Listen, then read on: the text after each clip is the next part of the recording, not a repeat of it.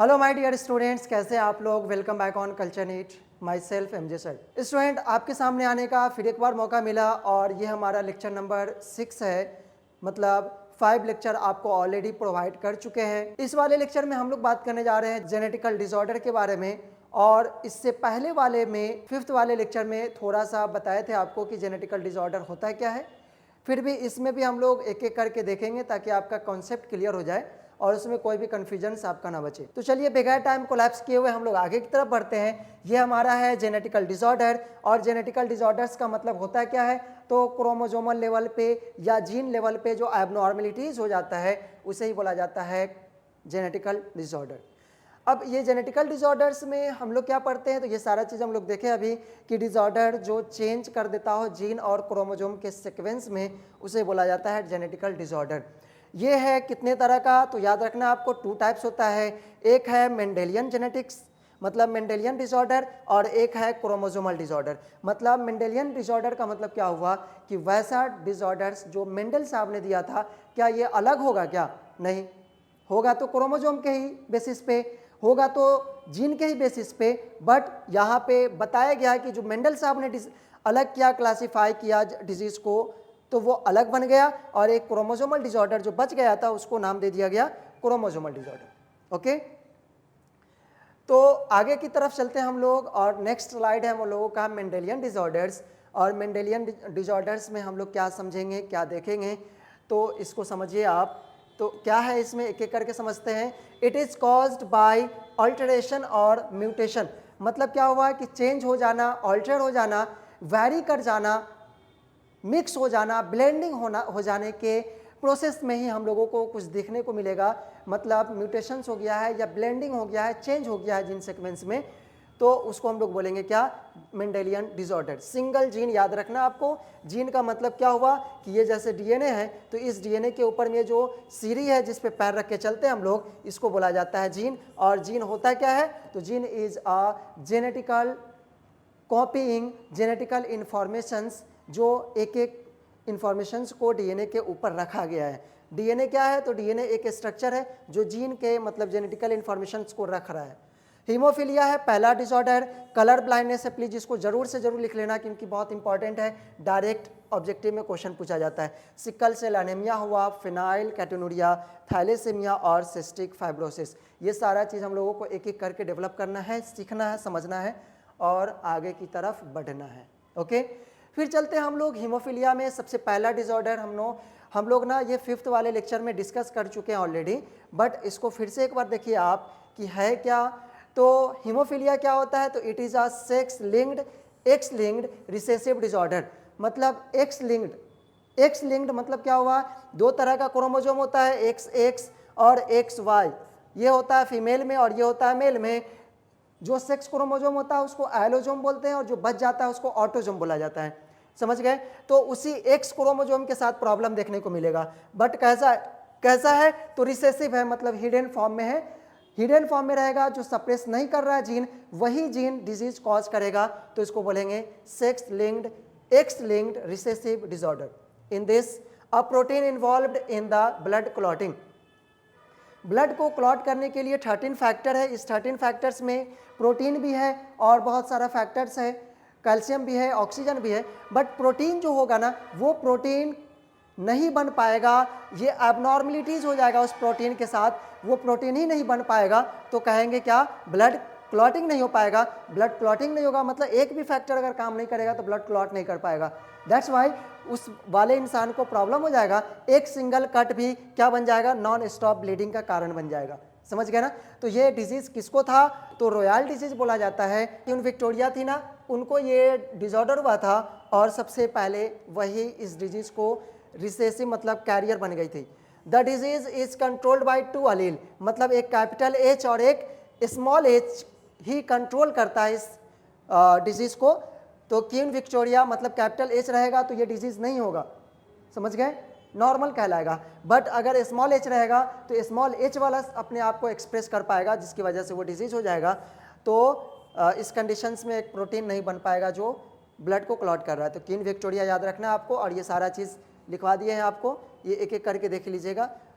समझ गए ना। तो हीमोफीलिया कब होगा, जब एक्स क्रोमोजोम और वाई क्रोमोजोम इसके ऊपर एच लग जाएगा तो हीमोफिलिक मेल होगा, और एक्स और एक्स एक पे एच लगा है तो ये हीमोफिलिक कैरियर हो जाएगी फीमेल, और दोनों ही कंडीशन पे अगर एच एच लग जाएगा स्मॉल एच तो ये हो जाएगी डिजीज्ड पर्सन्स, मतलब ये हीमोफिलिक हो जाएगी। ओके, नेक्स्ट आते हैं बाबू, तो कलर ब्लाइंडनेस है। कलर ब्लाइंडनेस के बारे में एक एक चीज़ समझना है हम लोगों को। तो कलर ब्लाइंडनेस है क्या, तो ये भी क्या है, सेक्स लिंक्ड रिसेसिव डिसऑर्डर है, मतलब एक्स क्रोमोसोम के ही ऊपर होगा, और यहाँ पे हम लोग इस बार क्या करेंगे, सी से रिप्रेजेंट करेंगे, समझ गया ना। तो सी से जब रिप्रेजेंट करेंगे तो एक्स वाई और यहाँ पे सी लग गया, स्मॉल सी, समझ जाएंगे कि इसको क्या हो गया है, कौन सा डिजीज हो गया है, तो कलर ब्लाइंडनेस हो गया। ड्यू टू डिफेक्ट इन इधर रेड और ग्रीन कोन्स, मतलब देखो दो तरह का सेल होता है हमारे रेटिना के ऊपर, एक होता है कोन सेल और एक होता है rod cell. Cone cell colour vision के लिए होता है, और रेड सेल, देखो रॉड सेल शॉर्ट वे में समझ लेते हैं एक चीज, कोन सेल, देखो कोन से सी स्टैंड फॉर कलर, तो कलर विजन के लिए क्या हो जाएगा कौन। अब को कलर सेल, कलर कहाँ कब दिखता है, तो कलर लाइट में दिखता है, रोशनी में दिखता है, इसलिए कलर वाला, कलर को देखने के लिए कौन सा सेल रिस्पॉन्सिबल है, तो कौन सेल। और रॉड सेल मतलब रात, रात में कौन सा सेल होगा, कौन रात के विजन के लिए, मतलब डीम लाइट विजन के लिए कौन रिस्पॉन्सिबल होगा, तो रॉड सेल होगा। और ऑल जो होती ना उल्लू, उस उल्लू के पास रॉड सेल ज़्यादा होता है as compare to cone cell, that's why वो रात में ज़्यादा अच्छे से देख पाते हैं और दिन में वो नहीं दिखता है उसको, समझ गया ना। तो वही होता है जो कोन सेल है ना कलर विजन के लिए, वो अफेक्टेड हो गया है उसी सेल के पास, उस सेल के अंदर जो क्रोमोजोम है ना, मतलब उस सेल के अंदर जो क्रोमोजोम है, जीन है, उस जीन के साथ ही डिफेक्टिव हो गया है, जो कलर डिफ्रेंशिएट नहीं कर पा रहा है, समझ गया ना। तो it result in failure of discriminate between red and green colour. आपको याद रखना है क्या, रेड एंड ग्रीन कलर, मतलब दो तरह का कलर है, रेड और ग्रीन कलर, इसको डिफ्रेंशिएट नहीं कर पाएगा। याद आपको रखना है कौन सेल कैसा होता है, रॉड सेल कैसा होता है, ये पिक्चर देख लीजिए। चलिए आगे चलते हैं हम लोग, आगे की तरफ चलें। तो colour blindness, it is due to mutations, it is due to mutation in some gene X chromosome, मतलब एक्स क्रोमोजोम जो वहाँ पर सेल था ना, उस क्रोमोजोम के साथ ही जीन में म्यूटेशंस हो गया है, जिसकी वजह से कौन सेल के क्रोमोजोम में, तो वहाँ पे क्या हो जाएगा, जिसकी वजह से कलर ब्लाइंडनेस हो जाएगा। Normal allele is dominant, normal allele dominant होगा, मतलब क्या हुआ, कलर ये कैपिटल सी और कैपिटल सी होगा तो कुछ भी उसको नहीं हुआ प्रॉब्लम, और स्मॉल सी लग जाएगा तो समझ जाएंगे कि इसको डिजीज हो गया है, और ये कैपिटल सी, मतलब एक कैपिटल सी है और एक स्मॉल सी है, मतलब ये हो गई है carrier to the colour blindness, colour blindness की कैरियर हो गई है। और मेल कभी कैरियर नहीं होता है, हमेशा कैरियर होगी तो फीमेल होगी, क्योंकि उसके पास दो एक्स क्रोमोजोम होता है, समझ गए। और सिंपल मतलब स्मॉल सी होगा तो समझ जाएगा कि कलर ब्लाइंडनेस के लिए वो डिजीज हो गया, मतलब वो अफेक्टेड है। तो ये कलर ब्लाइंडनेस के लिए ना हम आपको यहाँ पे कैपिटल सी को हटा दिए ताकि आपको कन्फ्यूजन ना हो, सारा का सारा स्मॉल सी ही है, क्योंकि कैपिटल सी जो होता है वो तो नॉर्मल ही के लिए है, इसलिए। तो इसमें क्या है ना, नॉर्मल मेल है, नॉर्मल मेल में कुछ भी सी नहीं आएगा, और जब एक पे सी आ जाएगा तो समझ जाएंगे कि कलर ब्लाइंडनेस मेल है, और इस पे आ जाएगा तो हेट्रोजाइगस फीमेल है जो कैरियर है, बिल्कुल समझ गए ना। और ये कलर ब्लाइंडनेस दोनों पे आ जाएगा तो कलर ब्लाइंडनेस है, तो फीमेल हमेशा कैरियर होती है, ये याद रखना आपको। अब इस सिकल सेल एनीमिया से पहले हम लोगों को कुछ समझना है, वो देख लेते हैं कलर ब्लाइंडनेस में कुछ पोर्शंस जो क्या किस तरह से क्वेश्चंस बन सकते हैं, उस क्वेश्चंस को हम लोग देखते हैं। ओके, तो समझिएगा, देखिएगा एक एक करके प्लीज़, बहुत ज़्यादा इंपॉर्टेंट है। क्या है कि एक मेल है, पेन अलग सेलेक्ट कर लेते हैं, एक मेल है, मेल ले लेते हैं हम लोग, क्या कलर ब्लाइंडनेस, एक लड़का है जो कलर ब्लाइंडनेस है, मतलब एक मेरा भाई है उसको कलर ब्लाइंडनेस हुआ, कजन है उसको कलर ब्लाइंडनेस, ऐसे एग्जांपल समझिएगा। और उसका शादी अगर हम लोग करवा देते हैं किससे, तो फीमेल, नॉर्मल फीमेल के साथ, जो अभी कलर ब्लाइंडनेस उसको नहीं है। याद रखना, जो कैरियर फीमेल होगी मतलब वो डिजीज़ पता नहीं चलेगा कि उसको कलर ब्लाइंडनेस का डिजीज़ हुआ है, मतलब वो नॉर्मल की तरह रहेगी, समझ गए ना। और जो कैरियर जो डिजीज़ फीमेल होगी ना, उसको कलर नहीं दिख पाएगा, डिफ्रेंशिएट नहीं कर पाएगी वो। तो जो फीमेल है उसको दिख रहा है, कलर दिख रहा है, तो अभी हम लोग अभी नहीं पता कर पाए हैं कि वो कैरियर है या नॉर्मल है, ठीक है ना। तो कैरियर भी हो सकती है और नॉर्मल भी हो सकती है, तो इसीलिए उसका हम शादी करवा दिए। तो क्या हुआ देखिए, X और X ये C हो गया, ठीक। फिर आएगा क्या, तो X और X ये C हो गया, और फिर आते हैं नेक्स्ट में तो X और Y, और फिर आते हैं नेक्स्ट में तो X और Y। अब क्या हुआ, कैसे पता चलेगा कि ये जो फीमेल है वो कैरियर है या नॉर्मल है। तो क्या हुआ ना कि अभी अभी तक कोई भी डिजीज़, किसी भी बच्चे को डिजीज़ नहीं दिखा, मतलब मेल बॉय को, लड़के को अभी कोई भी डिजीज़ नहीं दिखा है। तो अभी हम ये कह सकते हैं कि ये नॉर्मल फीमेल है। नॉर्मल का कंडीशन था, तो अभी हम इसमें किसी में नहीं दिखेगा। मतलब क्या हुआ कि नॉर्मल, कैरियर अभी हम लोग लिए ही नहीं है, नॉर्मल लिए हैं। तो नॉर्मल जब हो जाएगा तो कैसे पता चलेगा कि वो नॉर्मल है कि डिजीज़ है। तो सिंपल वे में आपको समझना है कि मेल है डिजीज, मतलब अफेक्टेड है, और ये है नॉर्मल। इससे ये साबित हो रहा है कि किसी भी प्रोजेनी के पास अभी कलर ब्लाइंडनेस का एबनॉर्मेलिटीज़ नहीं पाया जा रहा है, मतलब सभी को कलर दिख रहा है। अब क्या लेते हैं, यही जो ये पेरेंट्स की बेटी है ना, इसको ले लेते हैं, मतलब ये कैरियर फीमेल है और इसका शादी करवा देते हैं एक नॉर्मल मेल के साथ। तो नॉर्मल मेल के साथ जब करवा देंगे तो हम लोगों को समझ में आ जाएगा क्या कि ये X और ये X क्या हो गया, C आ जाएगा, फिर X और Y ये C हो गया, और फिर ये X और X, और फिर ये X और Y। अब देखिए यहाँ पे एक बच्चा जो है ना, एक लड़का, अगर मेरे भाई को अगर कलर ब्लाइंडनेस है और उसकी वाइफ अगर नॉर्मल है, कलर ब्लाइंडनेस की कैरियर भी नहीं है, तो जब नॉर्मल है तो हम लोग समझ जाएंगे कि अब उसकी जो बेटी होगी, उसके बेटी का जब हम शादी करवाएंगे तो उस समय पता चलेगा कि अगर उसके बेटा को अगर कलर ब्लाइंडनेस हो गया तो हम लोग समझ जाएंगे कि उसकी वाइफ नॉर्मल है। बात समझ गए, उसकी वाइफ नॉर्मल है, क्योंकि उसके जितने भी बच्चे हैं उसको अभी कोई भी कलर ब्लाइंडनेस नहीं देखने को मिला है। तो समझ जाएंगे। तो अब उसकी बेटी एक जो होगी ना, वो क्या हो जाएगी, कलर ब्लाइंडनेस की कैरियर हो जाएगी, मतलब इसकी नतनी जिसको बोलते हैं ना, वो हो जाएगी। समझ गए ना, कलर ब्लाइंडनेस की कैरियर। और उसका नाती जो होगा ना, वो कलर ब्लाइंडनेस का जीन उसके पास आ जाएगा, मतलब कलर ब्लाइंडनेस का कैरियर तो होता ही नहीं मेल, मतलब कलर ब्लाइंडनेस हो जाएगा इसको। बात समझ गए, तो इसको नोट कर लीजिए। अब फिर क्या करते हैं ना कि इसी फीमेल का, ये जो हमारा भाई है, ये तो नॉर्मल ले लेते, पहला कंडीशन ये हो गया, मतलब कलर ब्लाइंडनेस तो है, इसको एबनॉर्मेलिटीज़ है, इसको क्रॉस करवा देते हैं। कैसी, तो X और C।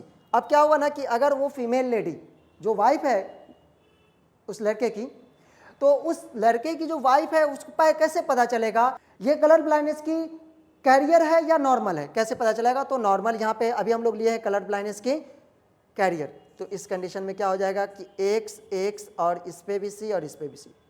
समझ गए। और फिर ले लेते हैं तो X और X एक पे C, फिर ले लेते हैं यहाँ तो X और Y, ये हो जाएगी क्या, मेल वाला कंडीशन, और ये X और ये Y नॉर्मल। अब देखिए अगर ये फीमेल को दिख रहा है, कलर दिख रहा है बिल्कुल, इसको कोई प्रॉब्लम नहीं दिख रहा है, रिसेसिव है, तो क्या होगा, कैसे पता चलेगा कि वो रिसेसिव है। तो अगर बेटी को अगर कलर ब्लाइंडनेस हो जाएगा तो समझ जाइए कि मेल भी अफेक्टेड है और फीमेल भी अफेक्टेड है। समझ गए, मेल भी अफेक्टेड हो, बेटी अगर कलर ब्लाइंडनेस आ गई है तो समझ लीजिए कि मेल भी अफेक्टेड होना चाहिए और फीमेल कैरियर होने चाहिए डिजीज़ की, मतलब अफेक्टेड वो कैरियर ही है, बट कैरियर होनी चाहिए फीमेल। तो समझ गए ना, ये फीमेल लेडी जो है, बच्ची जो है, ये कलर ब्लाइंडनेस हो गया इसको, तो समझ जाएंगे कि उसकी माँ जो है ना, फादर तो है ही अफेक्टेड, उसकी माँ कैरियर है, बस सिंपल। और ये एक बन जाएगी, एक बेटी जो होगी ना वो कलर ब्लाइंडनेस की कैरियर हो जाएगी, और एक बच्चा जो होगा ना वो कलर ब्लाइंडनेस हो जाएगा। एक लड़की और एक लड़का दोनों ही अफेक्टेड हो जाएगा, कलर ब्लाइंडनेस हो जाएगा, और एक बच्चा जो होगा ना वो नॉर्मल हो जाएगा। समझ गए ना, तो ये सारा कंडीशन याद रखना आपको, इसको नोट कर लीजिए पहले। अब हम लोग नेक्स्ट वाला एग्जाम्पल समझते हैं। इस नेक्स्ट वाले एग्जाम्पल में क्या हो सकता है, इट मे बी पॉसिबल कि क्या हो सकता है। देखिएगा अभी क्या किया है ना, ये जो हमारा भाई था उसका वो तो कलर ब्लाइंडनेस है ही, इसको क्रॉस करवा देते हैं किससे, तो कलर ब्लाइंडनेस फीमेल के साथ, दोनों ही कलर ब्लाइंडनेस, सिंपल। तो कैसे पता चलेगा, तो देखिए X और X यहाँ पे भी C, यहाँ पर भी C, फिर आते हैं तो X और X यहाँ भी C, यहाँ भी C, फिर आते हैं X और Y ये C, और फिर एक बार इधर से ले लेते हैं तो X और Y ये C, ठीक है ना। देख लीजिएगा यहाँ पे थोड़ा सा ये हो गया है। तो यहाँ पे आप देखना है आपको क्या कि ये कलर ब्लाइंडनेस, ये भी कलर ब्लाइंडनेस, ये भी कलर ब्लाइंडनेस और ये भी कलर ब्लाइंडनेस। मतलब क्या हुआ कि अगर कोई लड़का है जिसको कलर ब्लाइंडनेस हो गया है और उसकी वाइफ भी कलर ब्लाइंडनेस है, तो समझ लीजिए कि जितना भी प्रोजेनी बनेगा सारा का सारा कलर ब्लाइंडनेस होगा। कभी वो फ्लाइट नहीं उड़ा सकता, मतलब पायलट नहीं बन सकता या डिफेंस में नहीं जा सकता है। बात समझ गए ना। ये ट्रेन का ड्राइवर भी नहीं बन सकता। ओके, तो ये याद रखना आपको ये कंडीशन। उसके बाद आते हैं नेक्स्ट में कि अगर ये हमारा भाई कलर ब्लाइंडनेस है तो किस वजह से है। देखो, कलर ब्लाइंडनेस हमारा भाई अगर है तो हमारे अंकल को तो दिख रहा है बिल्कुल, हमारे अंकल जो हुए वो कलर ब्लाइंडनेस नहीं है, नॉर्मल है। और हमारी ये आंटी जो है उनको कलर ब्लाइंडनेस क्या है, उनको भी दिख रहा है बिल्कुल, कहीं पे कोई प्रॉब्लम नहीं है। तो इस कंडीशन में क्या हो जाएगा कि ये कैरियर होगी। तभी तो देखिए क्या हुआ कि X और X C हो गया, और फिर X और X हो गया, फिर X और Y का ये फिर C हो जाएगा, और फिर X और Y। सारा का सारा जो कजन ब्रदर है वो सबको कलर ब्लाइंडनेस नहीं है, सिर्फ एक को है। इसका मतलब देख लीजिए किसी भी एक को हो जाना चाहिए। तो यहाँ देखिए ये जो सिस्टर जिस ब्रदर के बारे में बात कर रहे हैं हम ना, वही यही है ये। तो समझ लीजिए कि कलर ब्लाइंडनेस उनके फादर को भी कलर ब्लाइंडनेस नहीं है, मदर को भी नहीं है, बट मदर रिसेसिव है। मदर रिसेसिव क्यों है? क्योंकि उनकी माँ के साथ प्रॉब्लम है, मतलब हमारे भाई के नानी के साथ प्रॉब्लम है। समझ गए ना। तो इस तरह से एक जनरेशन से दूसरे जनरेशन में ये डिजीज ट्रेवल करता है, जाता है। बात समझ गए ना।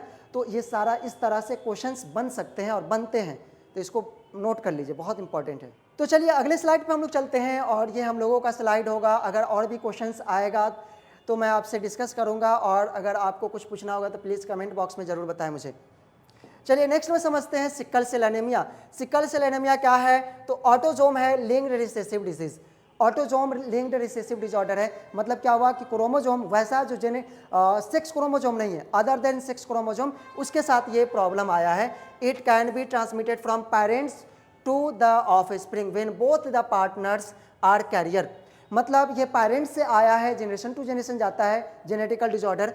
तो ये कैरियर है कब? जब दोनों ही पेरेंट्स कैरियर हो इस डिजीज के, तभी किसी प्रोजेनी के साथ ये एक्सप्रेस हो पाएगा हेट्रोजाइगस कंडीशन में। समझ गए ना। तो हेट्रोजाइगस कैरियर होना चाहिए। अब ये देख रहे हैं ना, इसमें क्या होता है ना कि सिकल सेल एनीमिया मतलब क्या हुआ कि जो रेड ब्लड सेल का जो डिस्क शेप होता है, बिल्कुल डम्बल शेप्ड होता है, तो उससे वो चेंज हो जाता है, सिक्कल बन जाता है, हंसुए की तरह बन जाता है, या क्रिसेंट मून की तरह बन जाता है, हाफ मून की तरह। समझ गए ना। अब क्या करता है ना ये, तो सिकल सेल एनीमिया में क्या होता है ना कि ब्लड ये ऐसा होता है कि स्टिकी हो जाता है बिल्कुल। रेड ब्लड सेल क्या हो जाएगा? स्टिकी हो जाएगा, चिपकने वाला हो जाएगा, और टाइट हो जाएगा, कड़ा हो जाएगा, जिसकी वजह से ये क्या हो जाएगा ना, ब्लॉकेज का कारण बनेगा। क्योंकि जो नॉर्मल आरबीसी का शेप होता है ना, वो फ्लेक्सिबल होता है। उसके अंदर क्या होता है ना कि वो बिल्कुल स्मूथ होता है, चिपकता नहीं है, और वो नॉर्मल होता है, फ्लेक्सिबल होता है। और ये क्या होता है ना, फ्लेक्सिबल नहीं होता है, जिसकी वजह से टाइट होने की वजह से कहीं पे भी ये ब्लॉकेज का कारण बन जाता है सिकल सेल एनीमिया में, और हीमोग्लोबिन का कमी हो जाएगा। क्योंकि हंसुए की तरह हो गया है तो सरफेस एरिया कम हो जाता है, जिसकी वजह से हीमोग्लोबिन ज़्यादा से ज़्यादा उस पर अटैच्ड नहीं हो पाता है। बात समझ गए ना। तो इस कंडीशन हो जाता है, ये अब नॉर्मल है और ये नॉर्मल है, इस तरह का होता है। और इसमें देख रहे हैं ना, ये देख रहे हैं एक ही तरह से हो गया, इसका शेप अलग हो जाता है, चेंज हो जाता है। यहाँ पे देख रहे हैं ब्लॉकेज का कारण बन रहा है। ओके, तो अगले स्लाइड पे चलते हैं, इसको नोट बनाते रहिएगा आप लोग। सिकल सेल एनीमिया में होगा क्या, तो कौन कौन सा क्या होता है इसमें? तो the defect is caused by the substitution of glutamic acid by valine. मतलब ग्लूटामिक एसिड की जगह पे वेलाइन आ जाता है, केमिकल सब्सटेंसेज है, प्रोटीन है, वो आ जाता है at the 6th position of the beta globulin chain of the haemoglobin. Haemoglobin का जो बीटा ग्लोब्यूलिन चेन होता है ना, एक होता है अल्फा चेन और एक होता है बीटा चेन। तो बीटा चेन जो होता है ना हीमोग्लोबिन का, उस जगह पर आ जाता है कौन? वेलाइन। किसकी जगह पे? तो ग्लूटामिक एसिड की जगह पे। जिसकी वजह से उसका शेप चेंज हो जाता है। बात समझ गए? तो देख रहे हैं ना, ये इस तरह से प्रोटीन, अब जैसे ये नॉर्मल था तो नॉर्मल प्रोटीन बना रहा था, ग्लूटामिक एसिड बन रहा था, और इस ऐसा हो गया तो वेलाइन बनाया, म्यूटेशन हो गया, जिसकी वजह से हीमोग्लोबिन ज़्यादा से ज़्यादा बाइंड नहीं कर पाएगा। फिर आते हैं तो फेनाइल केटोनूरिया। फेनाइल केटोनूरिया है क्या, तो इसके बारे में समझते हैं हम लोग। फेनाइल केटोनूरिया क्या है? It is autosomal recessive disorder, ये भी ऑटोसोमल रिसेसिव डिसऑर्डर है। It is due to mutation of a gene that code for the enzyme phenylalanine hydroxylase. Phenylalanine hydroxylase enzyme को जो कोड करता है ना, उसी क्रोमोसोम के साथ प्रॉब्लम आया है, जो एंजाइम नहीं बना पाएगा, फेनाइल एलानिन हाइड्रोक्सिलेज एंजाइम नहीं बना पाएगा। समझ गए? म्यूटेशन हो गया। This enzyme convert an amino acid phenyl alanine into tyrosine. मतलब क्या हुआ कि ये जो एंजाइम था वो एंजाइम फेनाइल एलानिन को टायरोसिन में कन्वर्ट कर रहा था, बट अभी कन्वर्ट करने वाला एंजाइम ही नहीं है, जिसकी वजह से प्रॉब्लम हो जाएगा और टायरोसिन नहीं बन पाएगा, तो फेनाइल एलानिन ही रह जाएगा। समझ गया ना? और जो हमारे ब्रेन में जाकर डिपॉजिट हो जाएगा, जिसकी वजह से मेंटल इलनेस का प्रॉब्लम बनेगा। बात समझ गए? तो अमीनो एसिड क्या होता है? तो amino acid is the basic building block of protein. सबसे छोटा यूनिट होता है प्रोटीन का। समझ गए? तो ये सबसे छोटा यूनिट होता है प्रोटीन का, और सबसे मतलब smallest unit of protein is amino acid. तो फेनाइल केटोनूरिया में याद रखना आपको कि होता क्या है। नेक्स्ट में चलते हैं, तो फेनाइल केटोनूरिया के बारे में कुछ और भी ये है, तो इसमें देखना है क्या, दे अकुमुलेट। कौन अकुमुलेट कर जाता है? तो फेनाइल एलानिन अकुमुलेट कर जाता है in brain, resulting in mental retardation. क्योंकि ये टायरोसिन में तो कन्वर्ट हुआ ही नहीं, तो ये दिमाग में ही जमा हो जाता है, अकुमुलेट कर जाता है, तो इसका कारण बन जाता है मेंटल इलनेस का, क्योंकि वो बार बार पेनिट्रेट करता है दिमाग को, तो वो इंसान एबनॉर्मल होता है। कुछ भी कभी भी कुछ भी बोलेगा, हम लोगों की तरह नॉर्मल सोच नहीं पाएगा, IQ लेवल बहुत ज़्यादा कम हो जाएगा, और ये बहुत ज़्यादा नुकसान देगा उस इंसान को, मतलब उसके मेंटल इलनेस में प्रॉब्लम देगा, समझ नहीं पाएगा बेचारा। फिर आते हैं थैलेसीमिया। थैलेसीमिया क्या है? तो थैलेसीमिया का मतलब है it is autosomal recessive blood disease. Blood disease है ये, just like sickle cell anaemia, मतलब ये अनीमिया का कारण बनेगा, दोनों ही। समझ गया ना? इट फॉर्म एबनॉर्मल हीमोग्लोबिन, ये एबनॉर्मल हीमोग्लोबिन बनेगा, लेस हीमोग्लोबिन बनाएगा। उसमें लेस नहीं बन रहा था, उसमें तो बन रहा था सब, बट उस आरबीसी के शेप को चेंज कर दे रहा था। किसमें? सिकल सेल एनीमिया में। बट इसमें क्या होगा, हीमोग्लोबिन ही कम बनेगा, तो उसकी वजह से होगा क्या, अनीमिया का कारण बन जाएगा, क्योंकि आरबीसी के ऊपर ना हीमोग्लोबिन नहीं जा पाएगा, जिसकी वजह से आरबीसी का शेप क्या हो जाएगा, छोटा बन जाएगा, कम बन जाएगा, तो ग्लूकोज नहीं कैरी कर पाएगा ज़्यादा, सॉरी ऑक्सीजन कैरी नहीं कर पाएगा ये।